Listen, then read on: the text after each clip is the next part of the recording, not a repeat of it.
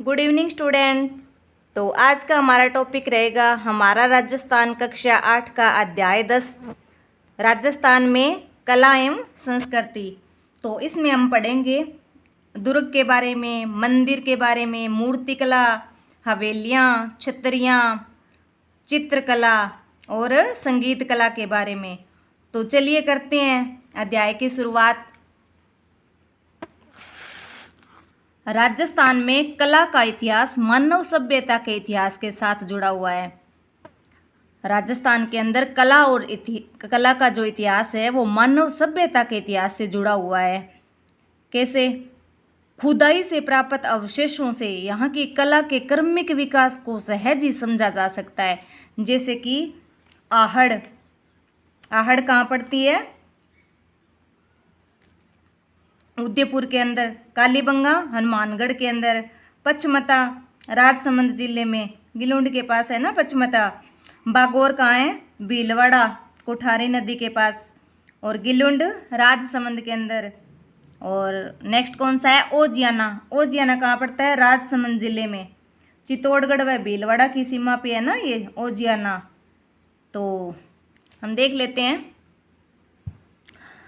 Ahar, Kalibangan, पचमता, Bagore, Gilund, Oceania आदि गांव उल्लेखनीय सभ्यताओं के केंद्र रहे हैं। क्या रहे हैं? सभ्यताओं के केंद्र रहे हैं ये सब। तो सुरक्षा और जीवन उपयोगी साधनों को ध्यान में रखते हुए प्राय नदियों, तालाबों व पहाड़ियों या उनके बीच गांव बसाए जाते थे। पहले क्या करते थे? मानव अपनी सुरक्षा और जीवन उपयोगी जो साधन होते थे उनको ध्यान में रखते हुए क्या करते थे?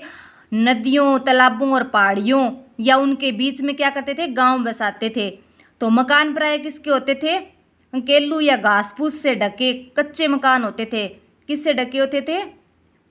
केलू या घास फूस से ढके हुए और कच्चे मकान होते थे। तो समृद्ध व्यक्तियों के घर के अंदर क्या होता था? पटशाला होती थी, ढालियाँ होती थी, पशुओं का छप्पर भी होता था, अन्न के कोठे आदि होते थे ना। तो नगर या कस्बों की बसावट सुनियोजित होती थी। तो नागदा, चिरवा, कल्याणपुर आदि कस्बे घाटियों, पहाड़ियों या जंगल से घिरे स्थान में बसाए गए थे। तो नगर के अंदर मंदिर, महल, भवन, परकोटा, जलाशय, सड़कों की व्यवस्था होती थी, जैसे कि देलवाड़ा, इंगोद आदि के अंदर है ना। तो राजस्थान स्थापत्य कला का धनी है। राजस्थान क्या है? स्थापत्य कला का धनी है। तो यहाँ की स्थापत्य कला की प्रमुख विशेषताओं में दुर्गों का निर्माण, हवेलियों का स्थापत्य तथा मंदिरों का स्थापत्य बेजोड़ है। तो आमेर, बूंदी, अजमेर, उदयपुर, जैसलमेर और कुंभलगढ़ आदि उल्लेखनीय है। तो नेक्स्ट हम पढ़ेंगे दुर्ग के बारे में। तो दुर्ग प्राय सामरिक दृष्टि से और सुरक्षा के लिए बनाए जाते हैं। तो हम पहले देख लेते हैं भी दुर्ग कितने प्रकार के होते हैं और कौन कौन से होते हैं ना। तो दुर्ग कितने प्रकार के होते हैं? दुर्ग को हम देख लेते हैं। तो दुर्ग होते हैं, धानवन दुर्ग होते हैं ना, धानवन्य दुर्ग होते हैं जो मरुस्थली दुर्ग के नाम से जाने जाते हैं, जो कि जैसलमेर दुर्ग है इसका उदाहरण है ना, धानवन्य दुर्ग का। नेक्स्ट होता है ओदक दुर्ग होता है, जैसे कि जल दुर्ग बोल देते हैं इसको, जो पानी का दुर्ग होता है। इसका उदाहरण हम देख सकते हैं, गागरोन का दुर्ग है ना। नेक्स्ट होता है गिरी दुर्ग, या इसको पर्वत दुर्ग भी बोल देते हैं, जो पहाड़ी पे बना होता है ना। तो इसका उदाहरण हो जाएगा चित्तौड़गढ़ का किला हो जाएगा ना। चित्तौड़गढ़ का किला क्या है? पहाड़ी पे बना हुआ है, गिरी दुर्ग। नेक्स्ट हम बात करते हैं वन दुर्ग के बारे में। तो वन दुर्ग क्या है? एक जंगल दुर्ग भी बोल सकते हैं इसको। तो रणथंभौर का दुर्ग इसका उदाहरण, सिवाना का दुर्ग है ना। नेक्स्ट हम बात कर लेते हैं पारीख दुर्ग के बारे में। तो पारीख दुर्ग किसे बोलते हैं? खाई वाला दुर्ग।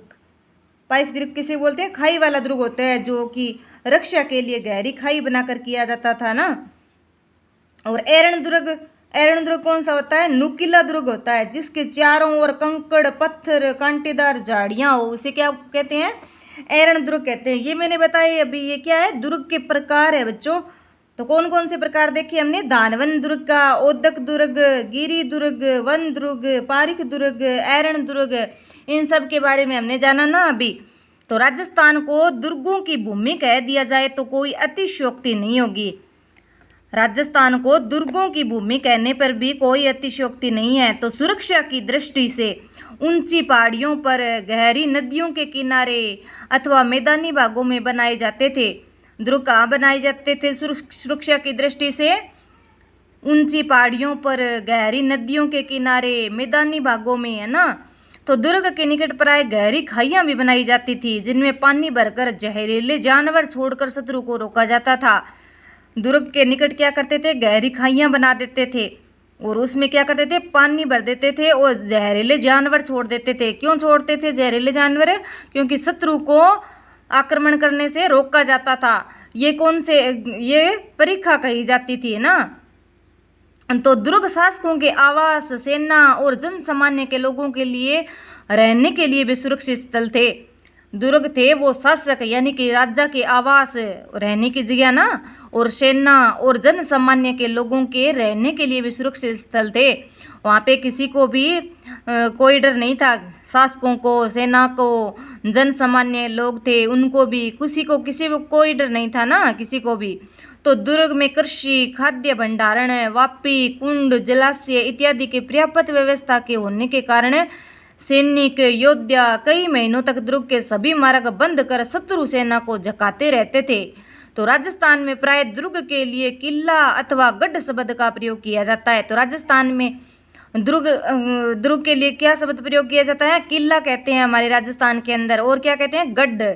तो नेक्स्ट हम बात करेंगे बूंदी दुर्ग के बारे में। दुर्ग के अंदर हम पहला पढ़ेंगे बूंदी दुर्ग के बारे में। तो बूंदी शहर के उत्तरी छोर के पहाड़ी के अंदर 1354 ईस्वी के अंदर राव बर सिंह ने क्या बनवाया था? बूंदी दुर्ग बनवाया था। बूंदी दुर्ग किसने बनवाया? राव बर सिंह ने। कब बनवाया? 1354 ईस्वी के अंदर ना। तो यहाँ पे क्या था? दुर्ग के चारों तरफ सुदृढ़ पर कोटा बना हुआ था और छत्रसाल महल, यंत्रशाला, बादल महल, अनिरुद्ध महल के भित्ति चित्र देखते ही बनते हैं ना।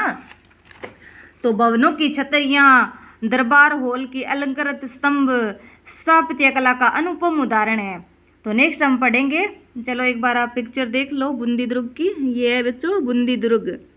नेक्स्ट हम पढ़ेंगे लोहागढ़ दुर्ग। तो इस दुर्ग का निर्माण भरतपुर के जाट वंश के महाराजा सूरजमल ने करवाया था। किसने करवाया था? भरतपुर के एक जाट वंश के महाराजा थे सूरजमल, तो उन्होंने करवाया था। तो इसके चारों ओर क्या है? मिट्टी की दोहरी प्राचीर बनी हुई है। मिट्टी की बनी हुई प्राचीर है, यानी कि दीवार है ना, वो मिट्टी की बनी हुई है, दोहरी मतलब।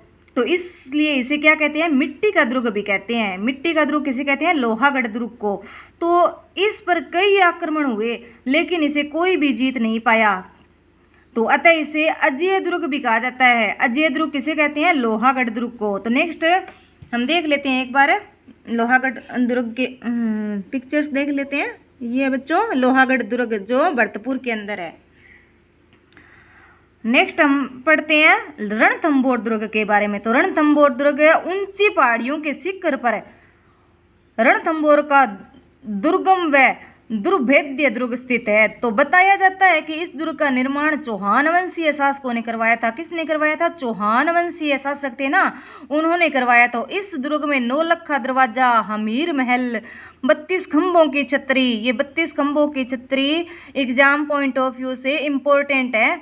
तो आदि प्रमुख ऐतिहासिक स्थान है। तो यहाँ त्रिनेत्र गणेश का प्रसिद्ध मंदिर भी है। तो वर्तमान के अंदर यह दुर्ग तथा आसपास का वन क्षेत्र रणथंभौर बाघ परियोजना में आ जाने से इसके जीर्णोद्धार, संरक्षण और सुरक्षा पर विशेष ध्यान दिया जा रहा है। यह दुर्ग वर्तमान के अंदर किस क्षेत्र में आ गया? रणथंभौर बाघ परियोजना में। तो इसका संरक्षण, सुरक्षा पर क्या हो रहा है? विशेष ध्यान दिया जा रहा है। नेक्स्ट हम पढ़ेंगे जालोर दुर्ग के बारे में। तो पश्चिमी राजस्थान के अंदर है सोनगरा चौहान के शौर्य और प्रतीक। जालोर दुर्ग अपनी प्राचीनता व सुदृढ़ता के लिए सुप्रसिद्ध है। किसके लिए प्रसिद्ध है? सोनगरा चौहानों के शौर्य और प्रतीक जालोर दुर्ग अपनी प्राचीनता और सुदृढ़ता के लिए प्रसिद्ध है। तो प्रसिद्ध अरावली श्रृंखला की सोनगिरा पहाड़ी पर खड़े इस दुर्ग में 4 दरवाजे हैं। ये दुर्ग है, जालोर दुर्ग है, ये कौन सी पहाड़ी पर है? सोनगिरी पहाड़ी के ऊपर है ना। तो दुर्ग के अंदर कितने दरवाजे हैं? 4 दरवाजे हैं। इसका निर्माण कब हुआ था? 10वीं शताब्दी में। किसने करवाया था? परमार राजा धारावर्ष और मुंज ने करवाया था। और दुर्ग के अंदर कुएं, कुंड, मंदिर और एक दरगाह भी बनी हुई है। नेक्स्ट हम पढ़ेंगे चित्तौड़गढ़ दुर्ग के बारे में। तो मध्यमिका नगरी के पतन के बाद चित्रकूट पहाड़ी पर 7वीं सदी में दुर्ग की नींव रखी गई थी। कौन सी पहाड़ी पर है? चित्रकूट पहाड़ी पर है। कौन से दुर्ग की? चित्तौड़गढ़ दुर्ग की नींव रखी गई।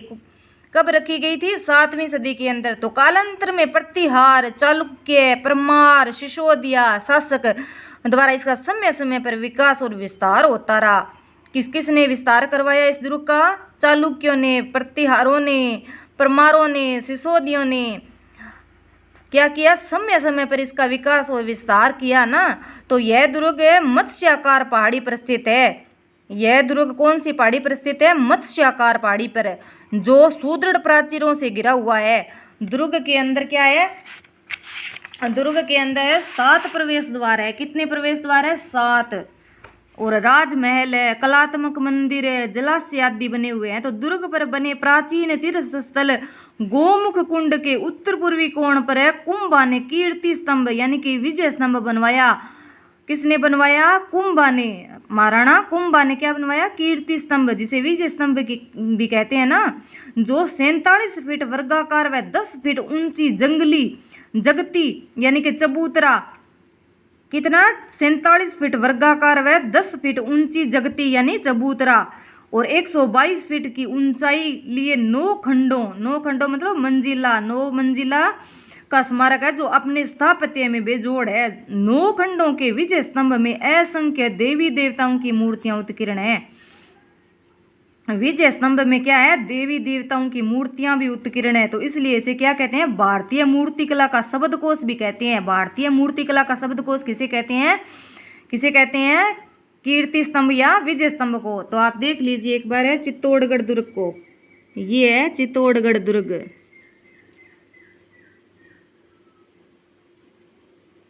नेक्स्ट हम पढ़ेंगे कुंभलगढ़ दुर्ग के बारे में। तो कुंभलगढ़ का दुर्ग छोटी बड़ी पहाड़ियों से मिलकर बना है और घाटियों और भीड़ जंगलों से घिरा होने के कारण एकाएक नजर नहीं आता है। तो यह सर्वाधिक सुरक्षित दुर्ग है और इस दुर्ग को कुंभलमेर भी कहा जाता है। क्या कहा जाता है? कुंभलमेर भी कहा जाता है। किसी प्राचीन अवशेष पर इसका पुनः निर्माण हुआ था और उसे नवीन परिवर्तित स्वरूप प्रदान करने वाले कौन थे? राणा कुंभा थे। तो इन्होंने अपने प्रसिद्ध शिल्पी का नाम क्या था? सूत्रधार मंडन के नेतृत्व के अंदर 1458 ईस्वी में इसे निर्मित करवाया था। महाराणा कुंभा ने क्या किया? अपने शिल्पी सूत्रधार मंडन के नेतृत्व में क्या करवाया? इसे निर्मित करवाया था 1458 ईस्वी के अंदर। और 9 पोलों किसे कहते हैं? दरवाजों को। 9 पोलों से युक्त दुर्ग के चारों ओर घुमावदार सुदृढ़ और चौड़ी दीवार बनी हुई है तथा दीवारों के नीचे गहरी खाइयां हैं। तो दुर्ग के अंदर है समतल भूमि पर निर्मित स्थापत्य कला के नमूने अनूठे हैं, जैसे कि नीलकंठ महादेव का मंदिर है, यज्ञ वेदी के साथ ही कई जैन मंदिर है, जालीबाव क्या है? एक बावड़ी है, मामादेव है, महादेव का कुंड, कुंभ स्वामी नामक विष्णु मंदिर है, रायमल के पुत्र पृथ्वीराज का स्मारक भी है यहाँ पे। और दुर्ग का सर्वाधिक उच्च भाग क्या कहलाता है? कटारगढ़ कहलाता है। और यह महाराणा प्रताप का जन्म हुआ था। यहाँ पे क्या हुआ था? महाराणा प्रताप का जन्म हुआ था कुंभलगढ़ दुर्ग के अंदर। दुर्ग का सर्वाधिक उच्च भाग है ना कटारगढ़ के अंदर हुआ था महाराणा प्रताप का जन्म। तो सीमा और सामरिक दृष्टि से इस दुर्ग का बड़ा ही महत्व रहा है। तो आप देख सकते हो कुंभलगढ़ दुर्ग की फोटोज देख सकते हो आप।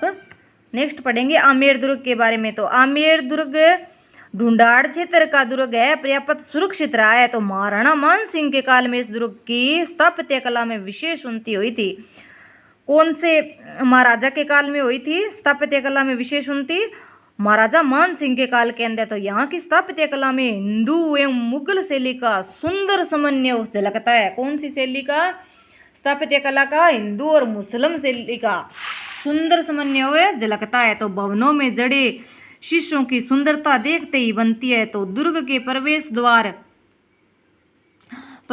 के अंदर क्या है? गणेश गेट पर है शिला देवी का प्रसिद्ध मंदिर बना हुआ है। किसका बना हुआ है? गणेश गेट के ऊपर है शिला देवी का प्रसिद्ध मंदिर बना हुआ है। नेक्स्ट हम पढ़ेंगे गागरोन का जल दुर्ग।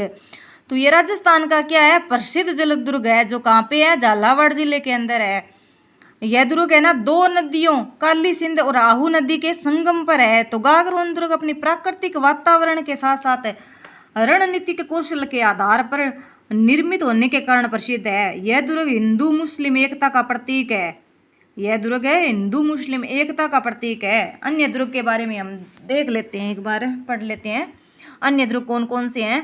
राजस्थान में और भी कई महत्वपूर्ण दुर्ग है, जिसमें जोधपुर का कौन सा है, मेहरानगढ़, जो अपनी मजबूती और सुंदर राजप्रसादों के लिए सुप्रसिद्ध है। और बीकानेर का जूनागढ़ तो रेगिस्तान भूमि में बनने वाले दुर्गों में उत्कृष्ट ही है। तो दुर्ग के अंदर की स्थापत्य कला में मेहराब वाले दरवाजे मुगल प्रभाव के यथेष्ट प्रमाण है। तो जैसलमेर का सोनारगढ़ का दुर्ग पीले बलुआ पत्थर से बना होने के कारण सूरज की रोशनी पड़ने पर सोने के जैसा चमकता है, इसलिए इसे क्या कहते हैं, सोनारगढ़ किला कहते हैं ना, सोनार किला, द गोल्डन फोर्ट भी कहते हैं इसको।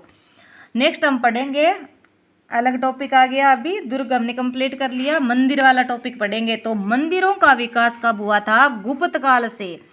और जो गुर्जर प्रतिहार है, गुहिल, चंदेल, राठौड़, परमार, सोलंकी, चालुक्य तथा पाल शासकों के समय भी होता है ना। मंदिर के अंदर देवी देवता की स्थापना होती है, ये तो सभी को पता ही है, देवी देवताओं की स्थापना होती है मंदिर के अंदर।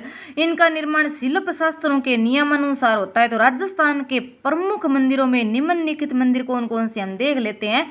तो हम देखते हैं सबसे पहले मेवाड़ के प्रमुख मंदिर। मेवाड़ के अंदर कौन कौन से मंदिर है देख लेते हैं ना।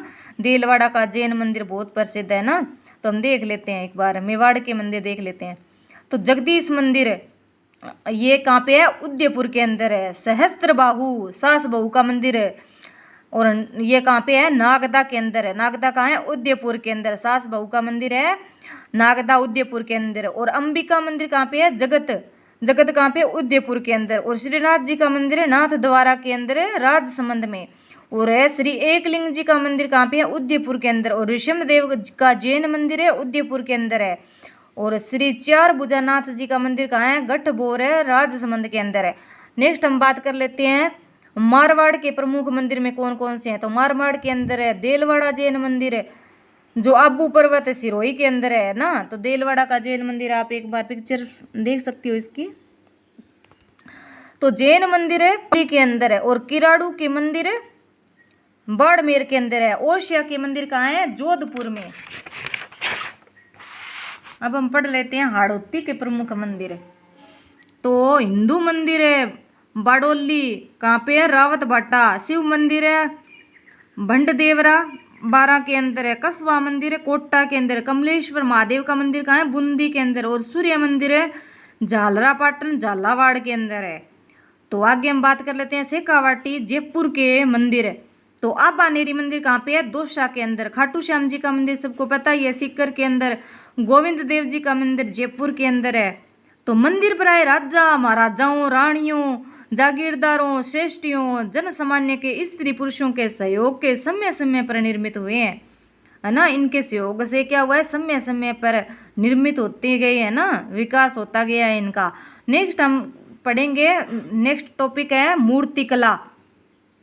हमारा ये मंदिर वाला हो गया टॉपिक कंप्लीट। हम मूर्तिकला के बारे में पढ़ेंगे। तो राजस्थान में वैष्णव, शैव, शाक्त आदि के साथ जैन धर्म के अनेक मंदिर एवं मूर्तियां प्रसिद्ध है। तो यद्यपि गुर्जर प्रतिहार, परमार, चौहान, गुहिल शासकों के संरक्षण में मूर्तियों से सुसज्जित मंदिर निर्मित करवाए गए, तथापि प्रतिहारों का विशेष योगदान रहा है। मंदिर निर्माण के अंदर प्रतिहारों का विशेष योगदान रहा है। तो शैव धर्म की प्राचीन परंपरा में शिव के लिंग, विग्रह व मान्य प्रतिमाएं बनाई गई है। तो शैव धर्म के प्राचीन परंपरा में क्या है, शिवलिंग का निर्माण किया गया है ना। शिव के लिंग, विग्रह व मानवीय प्रतिमाएं बनाई गई है। इन मूर्तियों में महेश मूर्ति, अर्धनारेश्वर, उमा महेश्वर, हरिहर, अनुग्रह मूर्तियों को अधिक उत्कीर्ण किया गया है। इन सभी प्रतिमाओं का सौंदर्य अनुपम है। तो वैष्णव मूर्तियों में दशावतार है, लक्ष्मी नारायण है, गजलक्ष्मी, गरुड़ासीन, विष्णु आदि की मूर्तियों में वैकुंठ, अनंत, त्रिलोक्य मोहन को बहुत खूबसूरती से उत्कीर्ण किया गया है।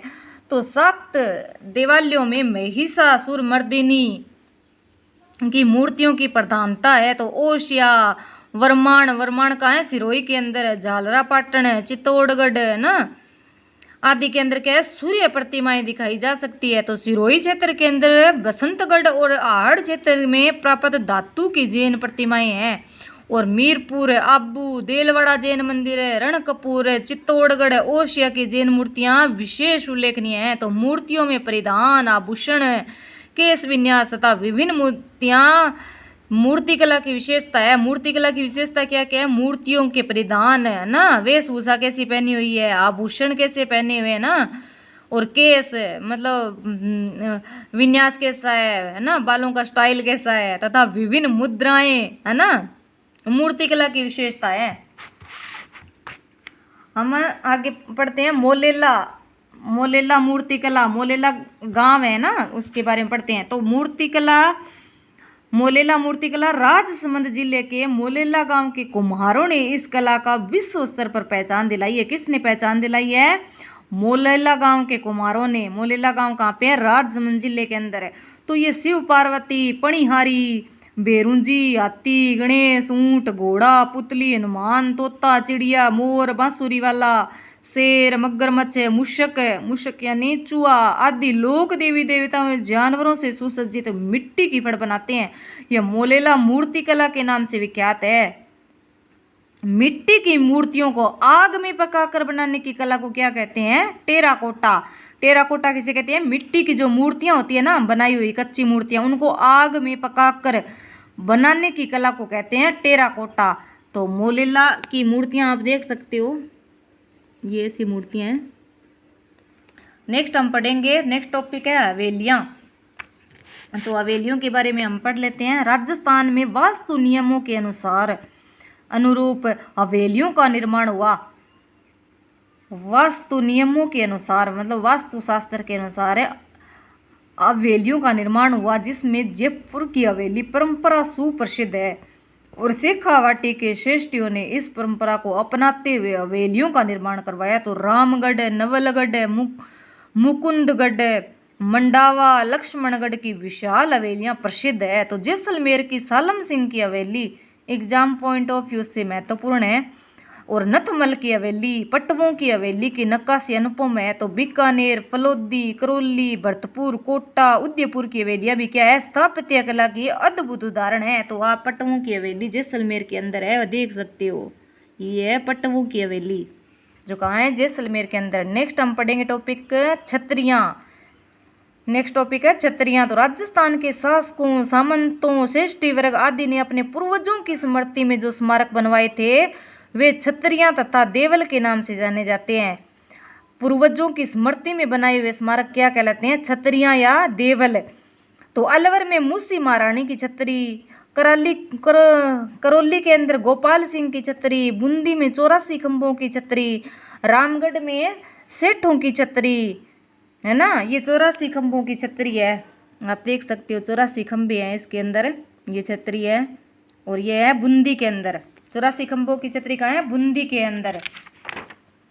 नेक्स्ट है गेंटोर में ईश्वरी सिंह की छतरी, और जोधपुर में जसवंत थड़ा, जोधपुर के अंदर जसवंत थड़ा, उदयपुर में आयड़ व जैसलमेर में बड़ा बाग की छतरियों की स्थापत्य कला अत्यधिक मोहक है। तो इन विशालकाय भव्य छतरियों को सुंदर नक्काशी एवं भित्ति चित्र के माध्यम से अलंकृत किया गया, मतलब सजाया गया है, जो इसकी स्थापत्य की कला में 4 चांद लगा देता है। नेक्स्ट टॉपिक है हमारा चित्रकला। तो चित्रकला राजस्थान में ऐतिहासिक काल से ही चित्रकला का संपन्न रूप रहा है। तो इसकी कलात्मकता में अजंता शैली के साथ साथ मुगल शैली का भी प्रभाव दिखता है। यह कला राज दरबारों तक ही सीमित थी, परंतु मुगल साम्राज्य के पतन के साथ ही चित्रकार राज्य संरक्षण प्राप्ति के लिए इधर उधर चले गए। तब राजधानी शासकों ने उन्हें प्रश्रय दिया। तो मुगल चित्रकारों ने स्थानीय कलाकारों व चित्र परंपरा के साथ काम कर एक नूतन शैली को जन्म दिया, जो स्थानीय विशेषताओं के कारण स्वतंत्र शैली के रूप में विकसित हुई। तो चित्र शैली से तात्पर्य क्या है, चित्र बनाने के एक विशेष प्रकार के तरीके से है, विशेष प्रकार का तरीका होता है ना। तो ये है बणी ठणी का चित्र, किसका चित्र है, बणी ठणी, जो किशनगढ़ शैली की प्रसिद्ध चित्र कला है ना ये। तो इसके चित्रकार है निहाल चंद जी, है ना। तो राजस्थान के अंदर चित्रकला की विभिन्न शैलियाँ अपनी अलग पहचान बनाती है। तो विभिन्न रियासतों में विकसित चित्रकला अपनी स्थानीय विशेषताओं के कारण वहाँ की शैली बन गई है। तो विभिन्न शैलियों को रंग, पृष्ठभूमि, विभिन्न पशु पक्षियों आदि की दृष्टि से पहचाना जा सकता है। जैसे कि जयपुर, अलवर के चित्रों के अंदर क्या है, हरा रंग भरा हुआ है ना चित्रों के अंदर, और जोधपुर और बीकानेर के चित्रों के अंदर पीला रंग भरा हुआ है। उदयपुर के चित्रों में क्या है, लाल रंग है, और कोटरा के चित्रों में क्या है, नीला रंग है, और किशनगढ़ के चित्रों के अंदर सफ़ेद और गुलाबी रंग है, और बूंदी के चित्रों में क्या है, सुनहरे रंग का विशेष प्रयोग हुआ है। तो चित्रों की पृष्ठभूमि में उदयपुर शैली के अंदर कदम्ब के वृक्ष का प्रयोग किया गया है ना, कदम्ब के वृक्ष बनाए गए हैं उदयपुर शैली के अंदर। किशनगढ़ शैली में क्या है, केले के वृक्ष बनाए गए हैं ना। तो कोटा बूंदी शैली के अंदर लंबे खजूर के वृक्ष है। जयपुर अलवर शैली में पीपल अथवा वट वृक्ष, बीकानेर व जोधपुर शैली में आम के वृक्ष अधिक मिलते हैं। तो विभिन्न शैलियों में पशु पक्षी भी अलग अलग है। जैसे कि उदयपुर शैली में हाथी और चकोर पक्षी, नाथद्वारा शैली के अंदर गाय, जयपुर व अलवर शैली के चित्रों में मोर व घोड़ा आदि देखे जा सकते हैं। तो विभिन्न शैलियों के अंदर क्या है, स्त्री और पुरुषों की आकृतियाँ भी अलग अलग है, एक जैसी नहीं है, अलग अलग मिलेगी आपको। तो किशनगढ़ शैली के अंदर क्या है, बनी ठणी में नारी सौंदर्य को चित्रित किया गया है। अभी देखा था हमने नारी सौंदर्य, बनी ठणी, ये किशनगढ़ शैली के अंदर नारी सौंदर्य का चित्रित किया गया है, जिसमें आमेर, जयपुर, जोधपुर व बीकानेर की शैली पर मुगल प्रभाव स्पष्ट झलकता है। तो प्राय शिकार, मनोरंजन के क्रीड़ाओं व उत्सवों के चित्रों के साथ साथ क्या है, प्राकृतिक, दैनिक जीवन, रीति रिवाज और परंपराओं से संबंधित चित्र भी बनाए जाते थे। नेक्स्ट टॉपिक है हमारा संगीत कला। अब हम पढ़ेंगे संगीत कला के बारे में। चित्रकला वाला कंप्लीट हो गया, संगीत कला। तो संगीत कला के बारे में पढ़ेंगे। संगीत कला क्या है, राजस्थान में प्राचीन काल से ही संगीत कला का प्रचलन रहा है। संगीत कला सबको पता ही है ना। तो युद्ध के समय उत्साहवर्धक संगीत की ध्वनियाँ और वाद्य यंत्रों की गर्जना से जोश युक्त वातावरण हो जाता था। तो यहाँ विभिन्न रागों से युक्त संगीत के साथ साथ श्रृंगार के युक्त मांड राग की उल्लेखनीय रहा है। कौन सा राग रहा है, मांड राग। तो यहाँ के शासकों ने संगीतज्ञों एवं गायकी का सदैव सम्मान किया है। यहाँ के शासक होते थे ना, इन्होंने क्या किया, संगीतज्ञ, जो संगीत प्रेमी थे ना, जो संगीत वगैरह गाते थे, गायन करते थे, उनका, और गायकी थी, उनका सदैव सम्मान किया है यहाँ के शासकों ने। तो भक्तों ने भी संगीत और विभिन्न राग रागिनियों को प्रचलित एवं प्रसारित किया है। भगत में कौन कौन से थे, मीराबाई, दादू, चरणदास, दयाबाई, सहजोबाई, ये विशिष्ट नाम है ना। तो संगीत के विविध घराने भी राजस्थान में विकसित हुए हैं। तो जन सामान्य के बीच लोक संगीत में संस्कार, उत्सव, पर्व, देवी देवताओं के जागरण और वैवाहिक गीत भी गाए जाते हैं हमारे राजस्थान के अंदर। तो राजस्थान की अनूठी कला और संस्कृति, यहाँ के दुर्ग, मंदिर, मूर्ति कला, हवेलियाँ, छतरियाँ आदि में अनूठी कला और संस्कृति देखने को मिलती है। तो हमारी गौरवपूर्ण विरासत है ये। तो इस विरासत को अक्षुण्य रखना हमारा सबका क्या है, दायित्व है। तो आप सब मिलके इस दायित्व को पूरा कीजिए। तो हम पढ़ेंगे अभी शब्दावली। तो बच्चों, स्थापत्य कला किसे कहते हैं, भवन निर्माण कला। स्थापत्य कला भवन निर्माण कला। और प्रतिमा किसे कहते हैं, मूर्ति को। और दुर्गम क्या होता है, जहाँ पहुँचना कठिन हो। भित्ति चित्रण किसे कहते हैं, दीवारों पर चित्र बनाना। भित्ति चित्र है, दीवारों के ऊपर चित्र बनाते हैं ना, उसे भित्ति चित्र कहते हैं। नेक्स्ट हम पढ़ेंगे अभ्यास प्रश्न है। तो एक तरफ है मंदिर है और दूसरी तरफ है स्थान है। तो इसको क्या करना है, सुमेलित, मतलब सुमेलित नहीं है पूछा है ना, सुमेलित है नहीं है, सुमेलित करना नहीं है, सुमेलित नहीं है पूछा है। तो देलवाड़ा का जैन मंदिर आबू पर्वत सिरोही के अंदर पढ़ा हमने, सही है ये भी। रणकंपुर के जैन मंदिर पाली के अंदर है। और एक लिंग जी का मंदिर है, ये जयपुर के अंदर नहीं है भाई, और ये हो जाएगा से, ठीक है। खाटू श्याम जी का मंदिर सीकर के अंदर है। और निम्न में से किस दुर्ग का सर्वाधिक उच्च भाग कटारगढ़ कहलाता है। अभी पढ़ा था हमने कटारगढ़ के बारे में, कुंभलगढ़ दुर्ग है ना। तो वह हो जाएगा सही, इसमें आप स्क्रीनशॉट ले सकते हो इसका। नेक्स्ट हम पढ़ेंगे बूंदी के अंदर है 84 खंभों की छतरी स्थापत्य कला का महत्वपूर्ण उदाहरण है। बूंदी के अंदर कौन सी छतरी है, 84 खंभों की छतरी है ना। तो और बनी ठणी चित्र शैली किशनगढ़ की प्रसिद्ध शैली है। बनी ठणी चित्र शैली कहाँ की प्रसिद्ध है, किशनगढ़ की प्रसिद्ध शैली है। और मंदिरों का विकास किस काल में प्रारंभ हुआ? अति लघुरात्मक प्रश्न का पहला हम पढ़ रहे हैं। मंदिरों का विकास है गुप्त काल से प्रारंभ हुआ था। और मुस्सी महारानी की छतरी कहाँ स्थित है? अलवर के अंदर। नेक्स्ट क्वेश्चन है दूसरा, मुस्सी महारानी की छतरी कहाँ स्थित है? अलवर के अंदर। और नेक्स्ट तीसरा क्वेश्चन है, विजय स्तंभ का निर्माण किस शासक ने करवाया था? महाराणा कुंभा ने। उत्तर क्या हो जाएगा? महाराणा कुंभा। और नेक्स्ट हम पढ़ेंगे लघुरात्मक प्रश्न, राजस्थान के प्रमुख दुर्गों के नाम बताने हैं। नाम अभी मैंने बताए थे आपको ना, और किन्हीं 2 दुर्गों का वर्णन करना है ना। तो दुर्गों के आप नाम सभी के लिख सकते हो, और 2 दुर्गों का आपको वर्णन करना है। तो दुर्ग में आप बूंदी दुर्ग लिख सकते हो, लोहागुड दुर्ग लिख सकते हो, रणथंभौर, जालोर, चित्तौड़गढ़, कुंभलगढ़, आमेर दुर्ग, गागरोन का दुर्ग है ना, ये सब लिख सकते हो आप। और आप बूंदी दुर्ग का यहाँ से स्क्रीनशॉट ले सकते हो, आप इसके बारे में विस्तार से लिख सकते हो ना। यहाँ से लेकर 4th का 1st यहाँ से आप स्क्रीनशॉट ले सकते हो। नेक्स्ट क्वेश्चन है, हम देख लेते हैं एक बार। राजस्थान में संगीत कला पर टिप्पणी लिखनी है। राजस्थान के अंदर संगीत कला अभी हमने देखा था, तो संगीत कला के बारे में आप स्क्रीनशॉट ले सकते हो। तो अभ्यास प्रश्न कंप्लीट हो गए हैं। आप स्क्रीनशॉट लेना चाहो यहाँ से तो ले सकते हो। तो आज का अध्याय हमारा कंप्लीट हो गया है, राजस्थान में कला एवं संस्कृति वाला, और अभ्यास प्रश्न भी हमने कंप्लीट कर लिए हैं। तो आई होप आपको क्लास पसंद आई होगी। अगर पसंद आई है तो लाइक शेयर कमेंट कीजिए। अगर सब्सक्राइब नहीं किया है तो सब्सक्राइब कर लीजिए। तो मिलते हैं नेक्स्ट वीडियो में। सॉरी, वो राजस्थान अध्ययन का ये लास्ट लेसन था, तो हम लास्ट अगले टॉपिक के साथ मिलते हैं। तब तक के लिए धन्यवाद।